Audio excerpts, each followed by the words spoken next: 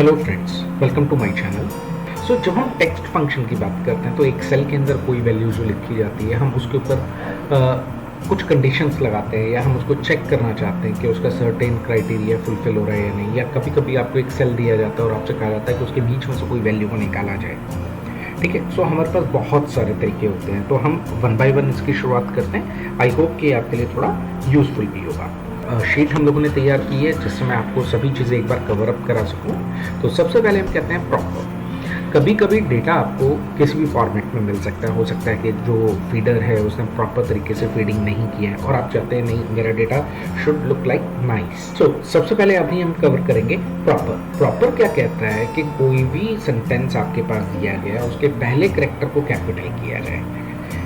तो हमने लिखा प्रॉपर। देखिए ये नीचे फंक्शन आपको दे देता है, अगर आप टैब दबाएं आ जाएगा। देन इसके बाद आप सेल के रेफरेंस को दे सकते हैं। यहाँ पे सेल का रेफरेंस कितना है, B2, B कॉलम और 2 रो नंबर। तो मैं इसको टाइप भी कर सकता हूँ और मैं माउस की मदद से इसको क्लिक भी कर सकता हूँ। हमने एंटर प्रेस किया, ये देखिए all letters in proper case. अगर आप ध्यान दें, ऑल का A, लेटर्स का L, इन का I, प्रॉपर का P, केस का C, ये सारे क्या हैं, करेक्टर कैपिटल्स कर दिए गए हैं। सो अगला मेरा क्या फंक्शन होता है कि हो सकता है आपके पास डेटा अलग फॉर्मेट में है और आप चाहते हैं सारी चीज़ें आपको कैपिटल में चाहिए, तो आपको दोबारा मेहनत करने की ज़रूरत नहीं है।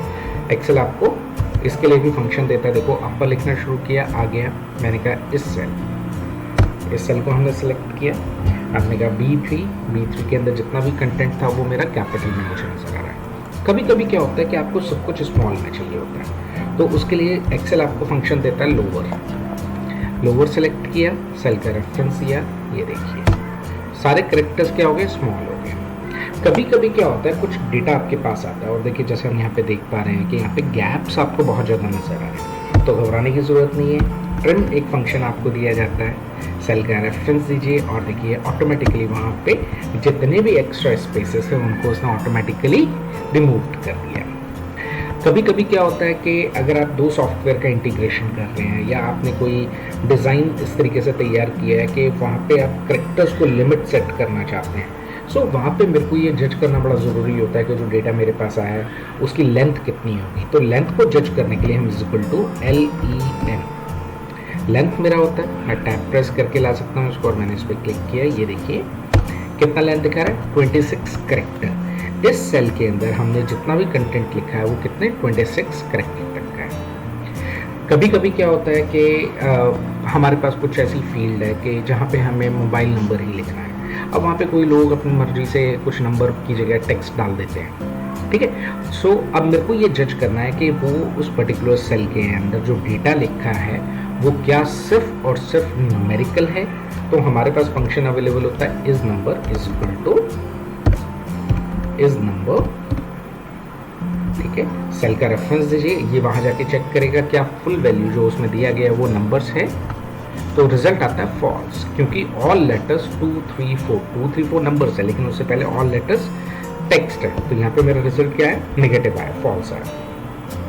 अगर मुझे ये चेक करना है कि इस सेल के अंदर मेरे पास टेक्स्ट होना चाहिए और नंबर होना चाहिए, सो मेरे पास होता है is equal two is text.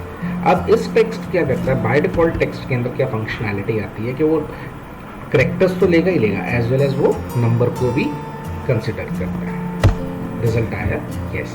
IND stand country के लिए, इंडिया के लिए। उसके बाद ये मेरे एम्प्लॉय कोड है, ठीक है, ठीक है। यहाँ पे हमने कहा 0001 0002 0003, ये मेरा कोई एम्प्लॉय का कोड है। देन DEL, ये हमने स्टेट डिफाइन किया है। DEL दिल्ली हो गया, MUN मुंबई, CHN चेन्नई के लिए हमने डिफाइन किया। सो अब मुझे क्या फैच करना है, इसमें से सिर्फ कंट्री कोड निकालना है। हमें क्या करना है, कंट्री का कोड, जो हम कंट्री के लिए कोड डिफाइन करते हैं, जो मेरा IND है। सो यहाँ पे मेरे पास एक फंक्शन आता है टैली के एक्सेल के अंदर, वो क्या होता है, left right and mid. Left क्या करता है, लेफ्ट हैंड साइड से करेक्टर फैच करके लाएगा। हमने कहा कि आप B8 के अंदर जाइए और मेरा कंट्री कोड जो कितने करेक्टर का है, 3 करेक्टर्स का है, IND, यहाँ से आप मेरे को IND फैच करके देंगे। तो अब डेटा अगर आपके पास थाउजेंड्स के अंदर है तो आप 1 बाय 1 तो नहीं करेंगे। सो हमने कहा LEFT, लेफ्ट, टैब दबाया।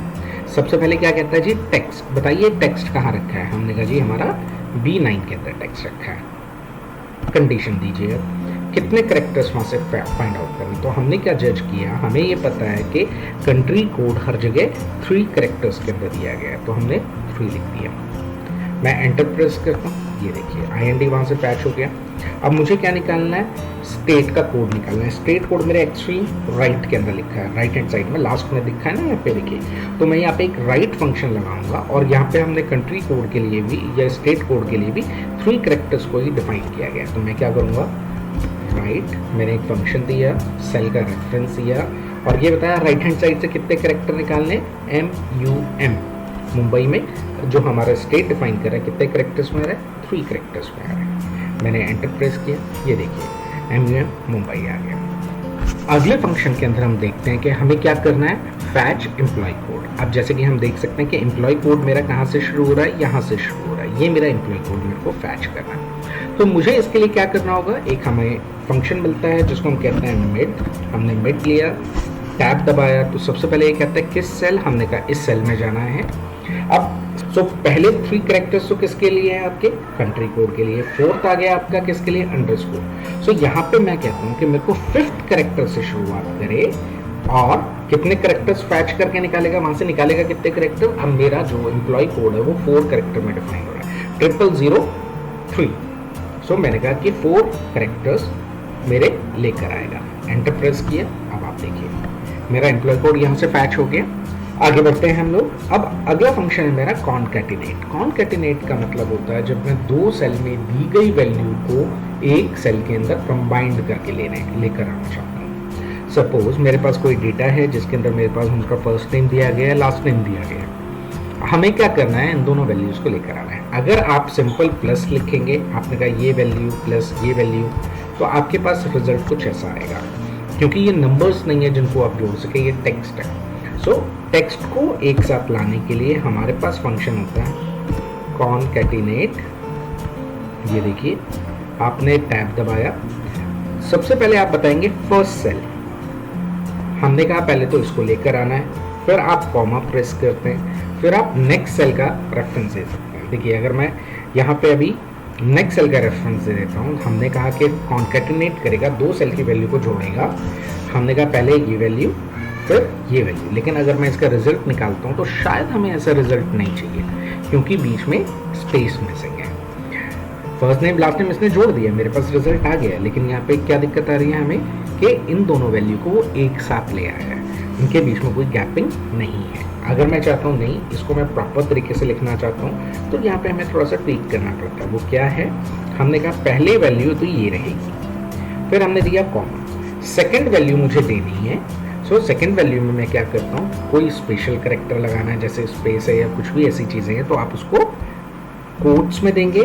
सिंगल स्पेस दिया, फिर आपने कोट्स प्रेस किया, कोट्स को बंद कराया, फिर आपने कॉमा दिया, फिर आपने दूसरी सेल का रेफरेंस ले लिया। ये देखिए आगे। अब आप ये भी सोच सकते हैं कि अगर मैं कॉनकैटिनेट का फंक्शन लगाता हूँ और हमने कहा ये पहली वैल्यू मैं यहीं पे स्पेस क्यों ना दे दूँ, और फिर मैंने यहाँ पे कॉमा लगाया और फिर हमने इस वैल्यू को सिलेक्ट किया, तो देखते हैं इसका रिजल्ट क्या आता है। ये देखिए अगर कोई भी डबल कोट्स के बीच में अगर आप कोई भी स्पेशल करेक्टर लाना चाहते हैं तो आप सिंपल स्पेस दे के काम नहीं चला सकते। आप उसको देंगे लेकिन वो उसको अंडरस्टैंड नहीं करेगा। एक्सेल को स्पेशल करेक्टर पुट कराने के लिए हमें उसको डबल कोट्स में ही वो वैल्यू देनी पड़ती है। अब देखिए प्रॉपर तरीके से आ गया, ठीक है। अब आपने एक बार फॉर्मूला लगा दिया तो आप उसको सिंपली डबल क्लिक करके यहाँ पे जब आएंगे छोटे वाला बटन बना होता है, इस पर डबल क्लिक करेंगे तो वो नीचे वाली सेल तक उसको कैरी करके ले आता है। ये देखिए मेरा फंक्शन ऑटोमेटिकली आ गया और सारा डेटा मेरा प्रिपेयर हो गया।